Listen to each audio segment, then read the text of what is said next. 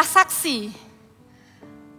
Beberapa tahun yang lalu, bahkan bertahun-tahun yang lalu, setiap kali Gereja Anak Eagle Kids membuat KKR, baik itu KKR Yesus, KKR Roh Kudus, datanglah. Orang tua bawa anak-anak kecil ke tempat ini. Dan di KKR itulah mereka mengalami perjumpaan pribadi dengan Tuhan Yesus. Tuhan Yesus bukan cuma sekedar teori atau cerita yang ada di Alkitab, tapi itu adalah momen-momen di mana setiap anak tahu bahwa Yesus itu nyata. Dan di video barusan, sebuah cuplikan singkat bahwa gembala kita mempertaruhkan segalanya untuk melihat generasi yang akan datang bangkit. Dipakai Tuhan lebih dari sebelumnya. Army of God, teens khususnya. Apakah Anda bagian dari memori itu tadi? Apakah di masa Anda menjadi seorang anak kecil, Anda pernah mengalami lawatan Tuhan? Mungkin itu di Trip to Hell anak, KKR Yesus, Roh Kudus datanglah menjadi anak Bapa, rapture, praise the Lord. Maka janji Tuhan itu tetap ada untuk setiap Anda. Saya ada di tempat ini hanya untuk mengingatkan kembali bahwa Tuhan tidak melupakan setiap Anda. Anda pikir itu hanyalah sebuah memori masa kecil Anda. Oh, sekarang saya sudah besar. Saya tidak lagi muda di jamah Tuhan. Itu waktu kecil mungkin saya ikut-ikutan teman-teman. Dengarkan saya. Tuhan tidak pernah melupakan setiap momen bersama dengan Anda. Sewaktu Anda masih adalah seorang anak kecil dan sekarang Anda sudah beranjak remaja. Janji Tuhan untuk Anda tetap sama. 4 hari saya dibuat gelisah. Saya tidak tahu mau ngomong apa bahkan. Yang saya tahu adalah hati Tuhan benar-benar sedang tertuju kepada setiap Anda. Yang saya tahu adalah di mata Tuhan Anda adalah ahli warisnya. Karena itu tema hari ini saya beri judul bukan anak gampang. Anda bukan anak yang tidak sah. Anda adalah anak sah. Anda adalah anak rohani di tempat ini. Anda bukan yatim piatu. Secara rohani Anda punya Bapak rohani yang mempercayai Anda. Pastor Philip, Pastor Mac, dan saya tidak akan pernah berhenti mempercayai Anda. Setiap Anda satu demi satu, Anda akan dipakai oleh Tuhan lebih daripada apa yang Anda pikirkan. I don't know you personally, yes I don't know you. I don't know your struggle. Tapi Allah yang saya sembah tahu. Dan Allah saya berkata kepada saya, tidak peduli apapun struggle Anda. Tidak peduli apapun struggle-mu. Hari ini, Dia mau membuat sebuah perjanjian yang baru dengan hidupmu. Dia mau serius dengan hidupmu. Dia mau serius dengan hidup setiap kita, amin. Bolehkah saya melihat tangan-tangan Anda? Kalau waktu menyaksikan video tadi, memori Anda kembali.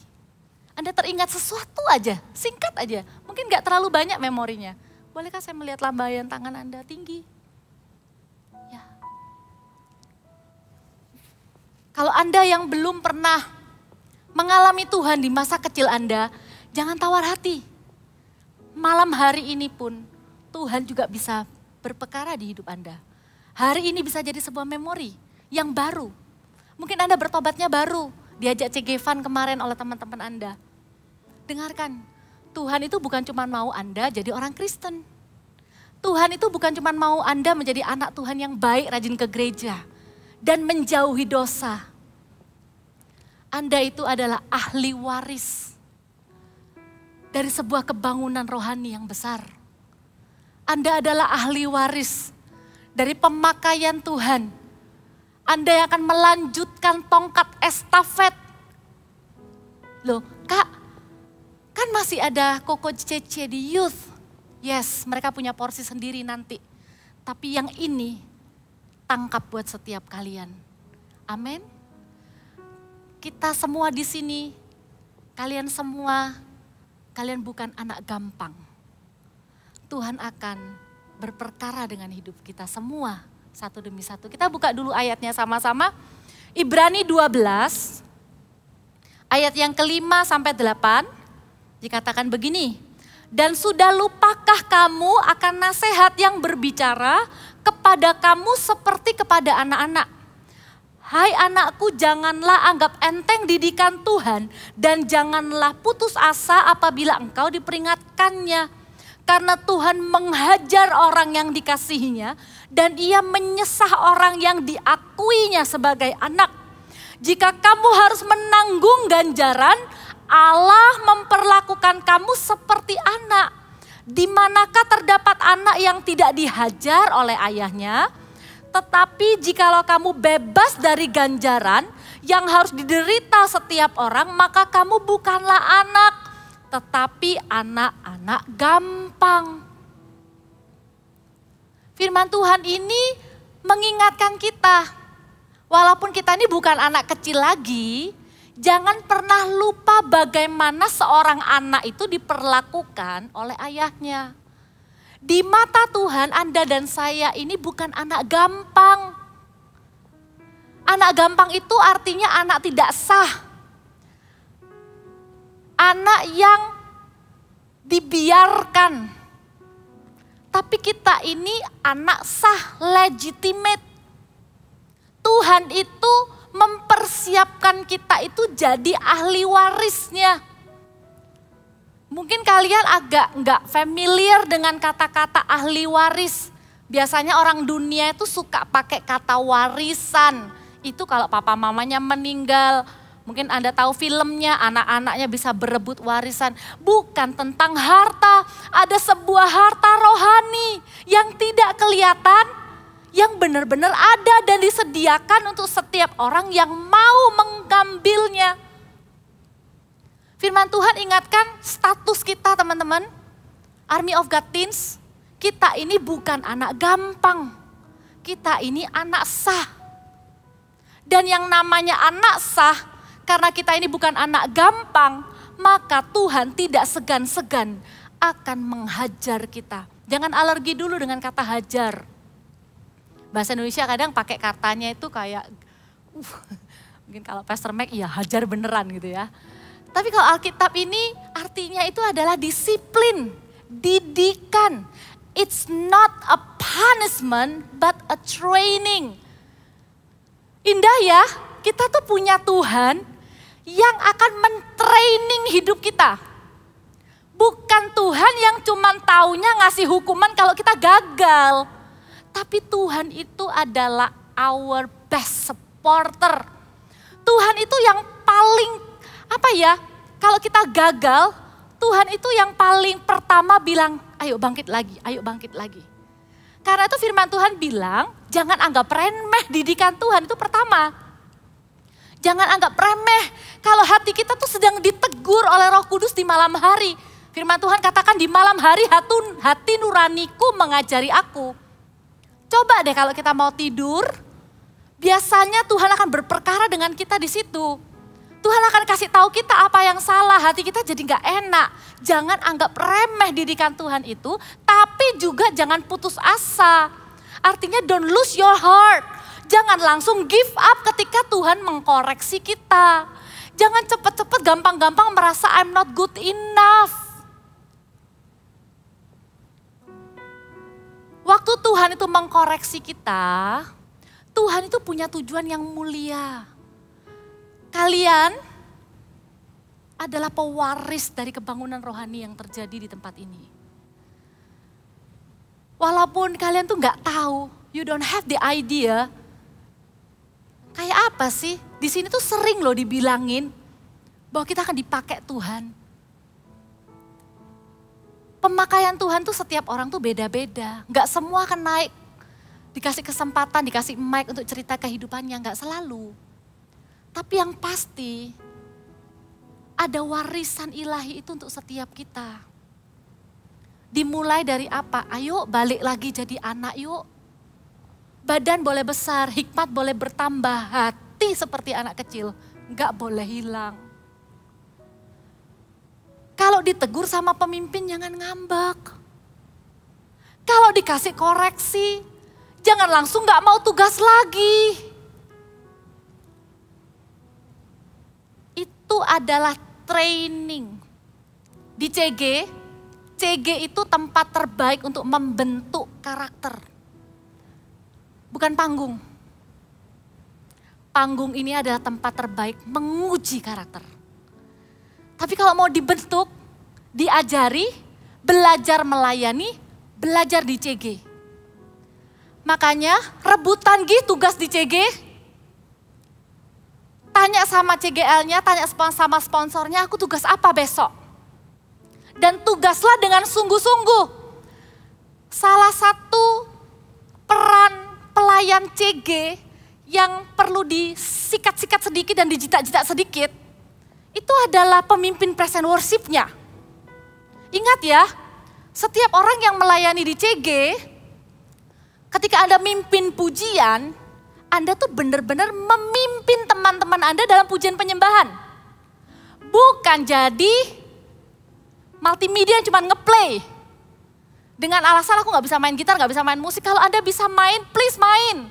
Gak bagus, gak apa-apa. Toh ya cuma Anda kok yang nyanyi, tenang, aman. Daripada Anda cuma ngeplay, terus habis itu Anda off cam lagi. Terus Anda tinggal bobok.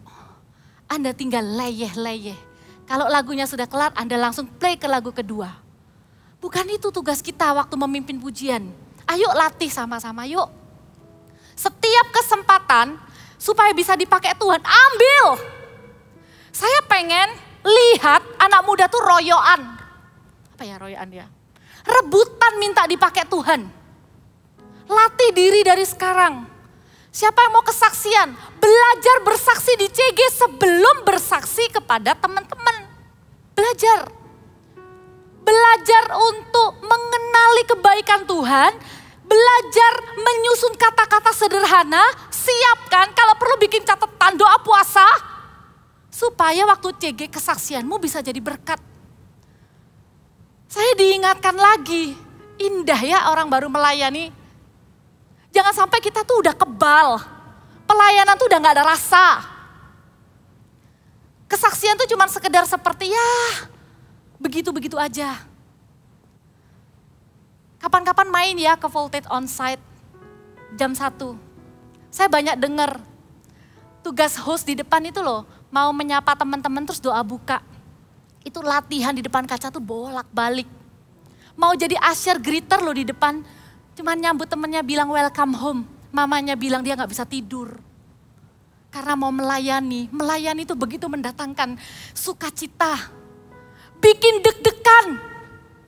Masih punya itu gak di dalam hati? Jangan karena ditegur dikit, dievaluasi dikit, langsung deh gak mau pelayanan lagi. Kalian bukan anak gampang teman-teman. Kalian tuh anak sah. Masih untung ada yang mau negur.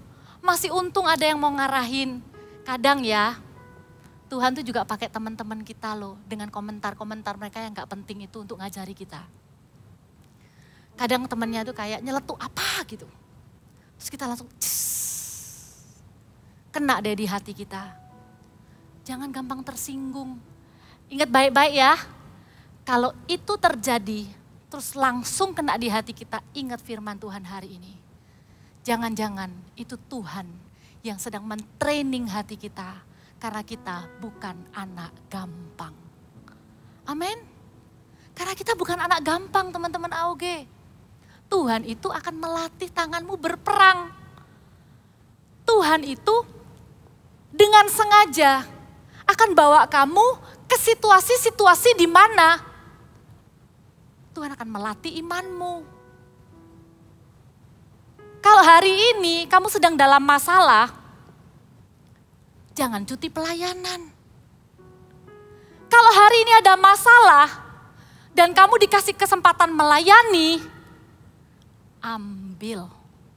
Latih kalau perlu cari kesempatan untuk melayani apapun itu. Melayani itu kesempatan yang sangat berharga untuk dibentuk Tuhan. Karena kita bukan anak gampang. Tuhan tuh benar-benar serius dalam melatih setiap kita, mempersiapkan setiap kita. Di CG itu adalah tempat yang terbaik untuk kita dibentuk. Dilatih untuk melayani sama-sama ya. Terus lihat ayat selanjutnya. Ayat 9 dan 10 bilang begini. Selanjutnya dari ayah kita yang sebenarnya, maksudnya papa kandung kita beroleh ganjaran. Kita didisiplin. Dan mereka kita hormati. Kalau demikian bukankah kita harus lebih taat kepada Bapa segala roh supaya kita boleh hidup? Sebab mereka mendidik kita dalam waktu yang pendek sesuai dengan apa yang mereka anggap baik. Tetapi Dia menghajar kita untuk kebaikan kita supaya kita beroleh bagian dalam kekudusannya. Di ayat ini Tuhan itu sedang membandingkan dirinya, pribadinya dengan ayah kita. Papa kita tipenya macam-macam. Ada papa yang penuh kasih, benar-benar mendidik, mendisiplin dalam kasih. Ada juga loh papa yang galak, yang keras, yang mendidiknya tuh keras. Apalagi kalau anak cowok. Papa saya almarhum juga gitu. Kalau sama anak perempuan tuh baik gitu. Tapi kalau sama anak laki-laki tuh kayak pendekar. Karena pengennya anak laki-laki itu jadi lebih kuat gitu ya. Itu pun Tuhan bandingkan. Kalau papa yang tegas kayak gitu aja kita tetap perlu hormati karena itu firman Tuhan. Dan Tuhan juga bilang waktunya papa kita tuh mendidik kita itu pendek. Itu good news dan sad news at the same time. Good newsnya tuh artinya gini, aku gak selamanya diperlakukan kayak anak kecil, ya kan? Tapi sedih juga ya, berarti didikan papa duniawi, papa dunia kita itu ke kita, itu sangat pendek.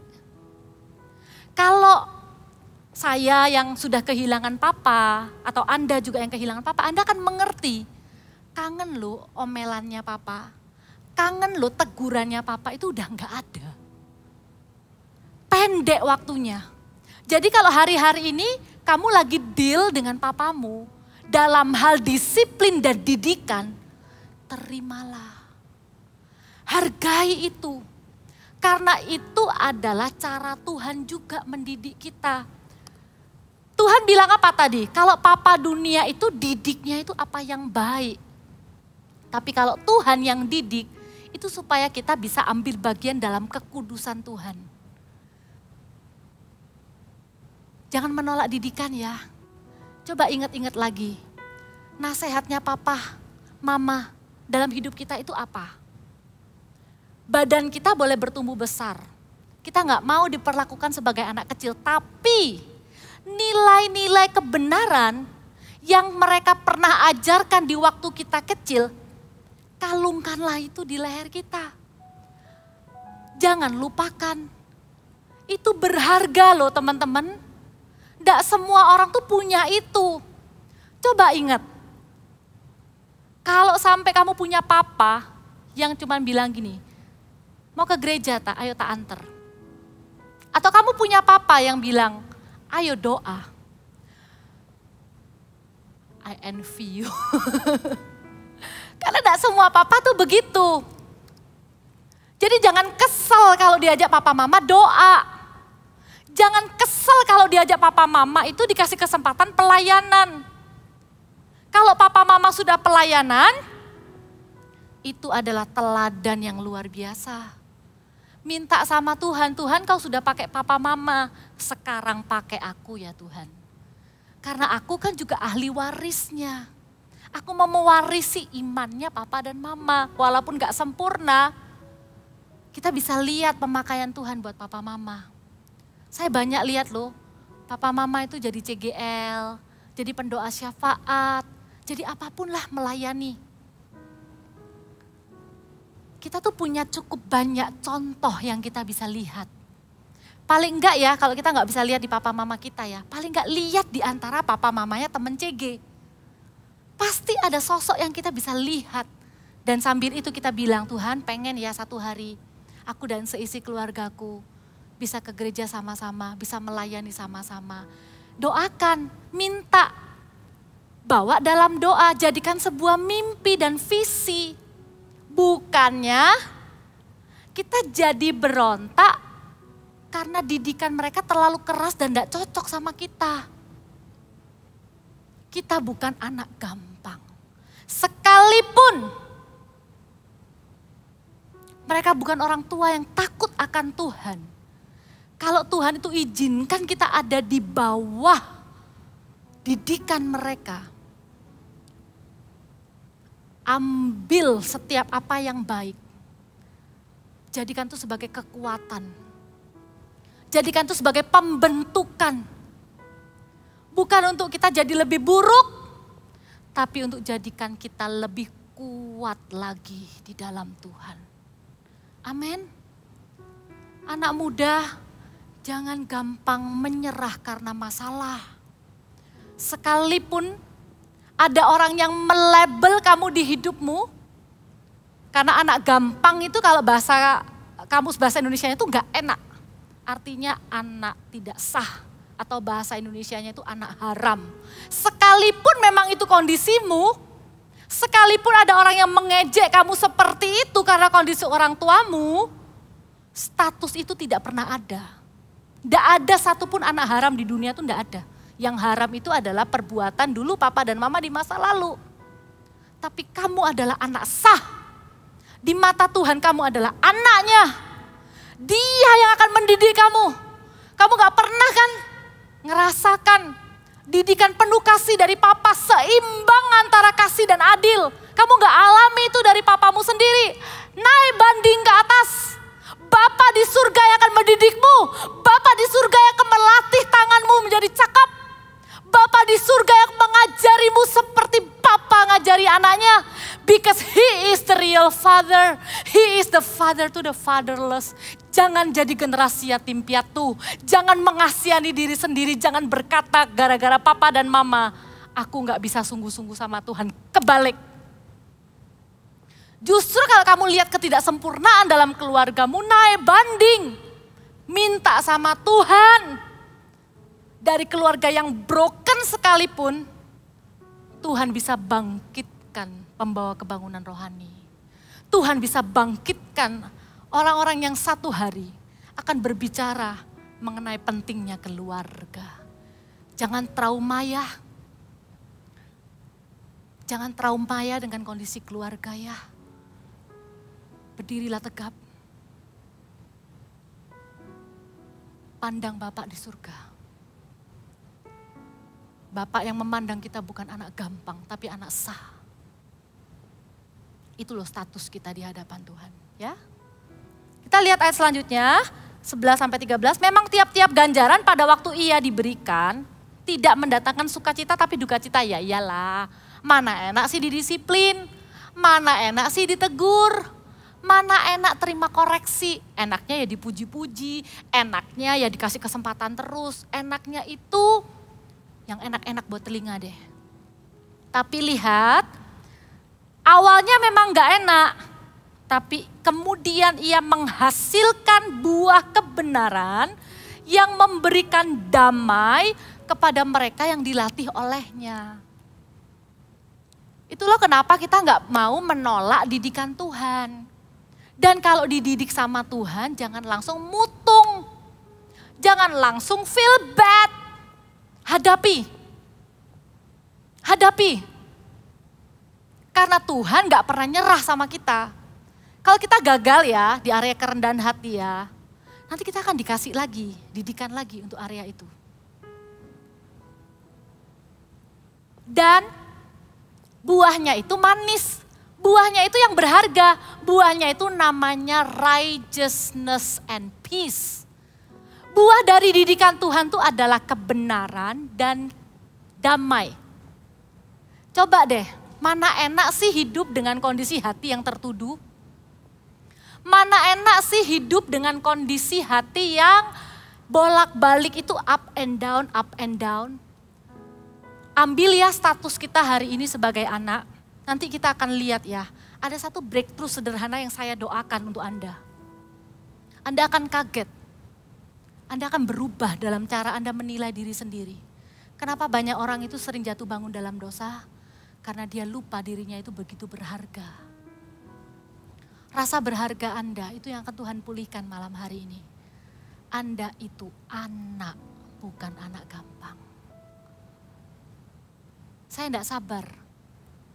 Anda itu sudah menerima pengurapan di hidup Anda sejak Anda kecil. Iblis itu sedang menanti untuk menampi Anda. Tapi jangan takut, Anda ada dalam pengcoveran. Tidak ada satupun di antara Anda yang akan gugur. Tidak ada. Sebab itu ayat 12 dikatakan, kuatkanlah tangan yang lemah dan lutut yang goyah. Dan luruskanlah jalan bagi kakimu sehingga yang pincang jangan terpelecok. Tetapi menjadi sembuh. Ini kabar baiknya. Kuatkan tangan yang lemah itu artinya ayo semangat lagi. Kaki yang goyah, ayo semangat lagi, perbaiki lagi, antusias lagi. Sesuatu tentang Tuhan Yesus, itu harusnya membuat hati kita tuh menyala, mata kita itu berbinar-binar. Sesuatu tentang Tuhan Yesus itu tidak pernah membosankan.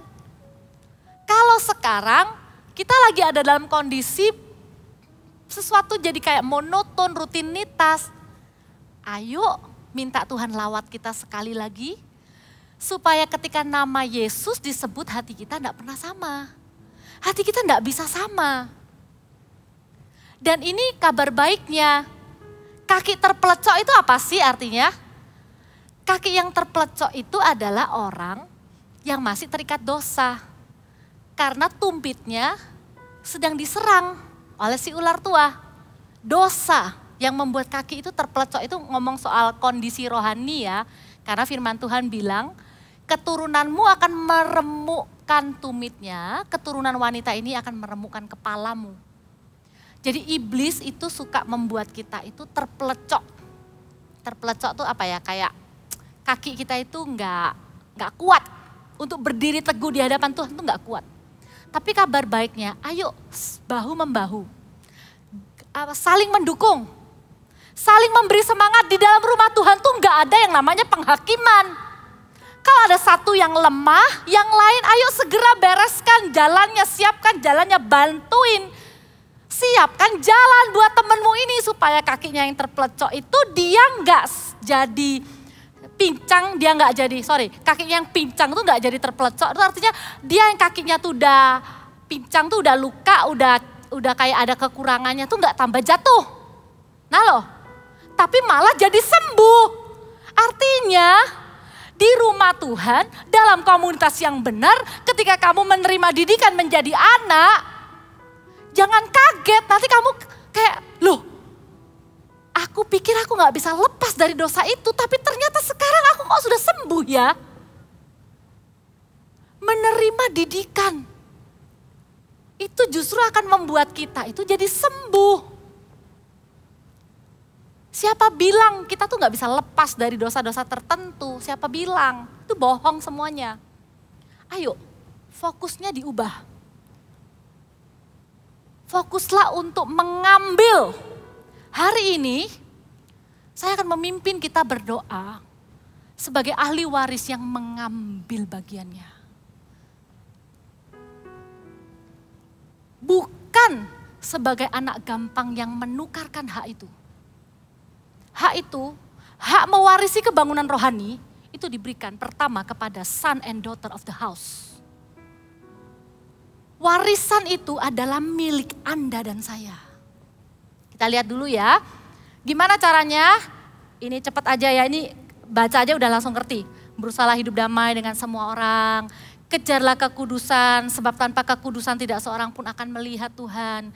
Jagalah supaya jangan ada seorang pun yang menjauhkan diri dari kasih karunia Allah, agar jangan tumbuh akar yang pahit, yang menimbulkan kerusuhan dan mencemarkan banyak orang. Sampai sini, ini langsung aja ya kayak short evaluation, lagi ribut sama siapa, ayo segera bereskan gitu ya. Kalau ada hal-hal yang gak kudus, ayo sengaja tinggalkan yuk. Kita ini mau dipakai Tuhan, bawa teman-teman kita percaya Yesus. Dan tanpa kekudusan, mereka gak bisa lihat Tuhan. Generasi teman-teman Anda dan generasi di bawah Anda, itu adalah generasi yang lagi bilang kayak gini loh, beneran Tuhan itu ada. Dan kita gak bisa kasih teori doang. Kita itu benar-benar perlu menunjukkan Tuhan kepada mereka. Kekudusan kita akan membuka mata mereka melihat Yesus. Kekudusan hidup kita itu akan mengundang hadirat Allah dalam pertemanan kita. Sehingga teman kita itu lihat Yesus bukan teori, tapi lihat Yesus lewat hidup kita. Tanpa kekudusan, teman-teman kita nggak bisa lihat Yesus ya. Dan jangan ada yang menjauhkan diri dari kasih karunia Allah. Teman-teman yang live streaming, we miss you so much. Segera balik ya ke rumah Tuhan. Doa supaya papa mama izinkan. Kalau Anda rindu papa mama pasti belani. Tapi kalau Anda nggak rindu papa mama nawarin juga Anda nggak mau ya. Jangan cuma di CG aja, datang di ibadah. Rumah ini sudah menunggu Anda kembali, beda. Rasanya ibadah online sama ibadah langsung di sini tuh beda.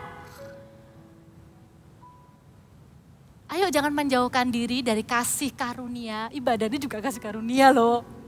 Beneran. Jangan jauhkan diri dari pertemuan-pertemuan ibadah, CG, dari kasih karunia. Supaya jangan timbul akar pahit. Nanti ya ada masa penyesuaian. Yang biasanya tuh udah sama pemimpin ini, Koko Cece ini tuh enak banget udah. Udah lama gak datang, tiba-tiba waktu datang kok ganti ya pemimpinnya. Ingat ya, kita bukan anak gampang. Bahkan lewat proses itu pun kita dilatih. Ke CG itu gak melulu aku dapat apa, tapi ayo jadi dewasa. CG ini milik saya. Saya justru jadi tuan rumah, jadi saudara untuk teman-teman baru yang datang. Support, bikin CG jadi hidup.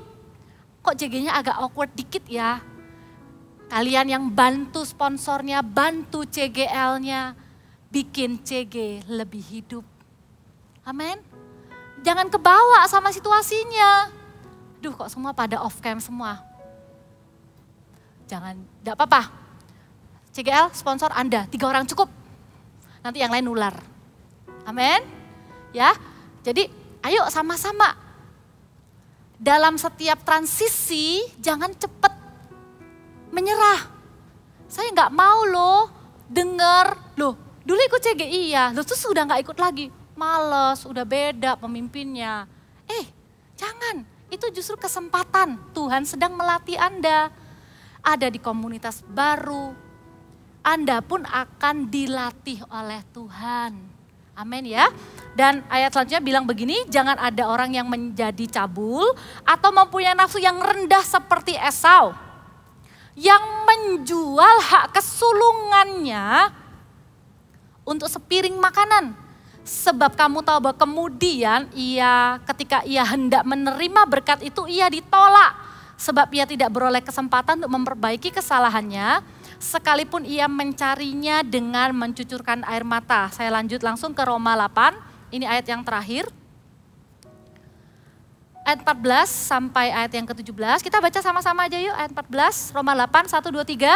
Semua orang yang dipimpin roh Allah adalah anak Allah. Sebab kamu tidak menerima roh perbudakan yang membuat kamu menjadi takut lagi. Tetapi kamu telah menerima roh yang menjadikan kamu anak Allah. Oleh roh itu kita berseru apa? Ya Aba, ya Bapa. Roh itu bersaksi bersama-sama dengan roh kita bahwa kita adalah anak-anak Allah. Dan jika kita adalah anak, maka kita juga adalah ahli waris. Maksudnya orang-orang yang berhak menerima janji-janji Allah, yang akan menerimanya bersama-sama dengan Kristus, Yaitu jika kita menderita bersama-sama dengan Dia, supaya kita juga dipermuliakan bersama-sama dengan Dia. Ada sebuah pengurapan yang di-reserve untuk kalian. Ada sebuah janji pemakaian Tuhan yang diprioritaskan kepada kalian. Kalian yang adalah anak-anak Tuhan di Army of God. Tahukah kalian bahwa gereja kita itu sedang menggenapi visi 1000 gereja lokal 1 juta murid. Di dalamnya nanti short ininya ya dalam 10 tahun 2030 ada 300 gereja. Di dalam visi itu ada pemakaian Tuhan yang nyata. Pasti Pastor Mac nanti akan beritahu berapa CG yang akan dirindukan untuk Army of God. Berarti setiap kita itu nggak mungkin ada yang nganggur. Nggak mungkin. Hak untuk dipakai Tuhan bukan biasa-biasa tapi dipakai dengan pengurapan. Itu hari ini ditawarkan kepada setiap kita. Itu di-reserve untuk kita. Jangan ditukarkan dengan kesenangan yang sifatnya cuman sementara. Jangan ditukarkan dengan pride atau keegoisan. Berebutlah. Karena kalau Anda tidak mau, generasi di bawah Anda sudah siap menunggu. Lebih baik kalian ambil, kalian dipakai Tuhan sama-sama. Generasi di bawah kalian pun juga akan kecipratan. Saya terharu. Ada salah satu anak muda Army of God Teens. Dia nggak dipanggil maju. Dia orang biasa, salah satu jemaat, mungkin kalian juga nggak kenal. Tapi dia punya hati bagi generasi di bawahnya, anak-anak voltage. Waktu semua dapat doa pengurapan, dia berdiri sebagai jemaat. Dia minta, ini loh doanya. Supaya api yang dia terima dari Army of God, dia akan bawa untuk anak-anak voltage. Do you still have that fire? Urapan kalian itu mahal. Banyak yang mengingininya. Tapi itu already reserved for you.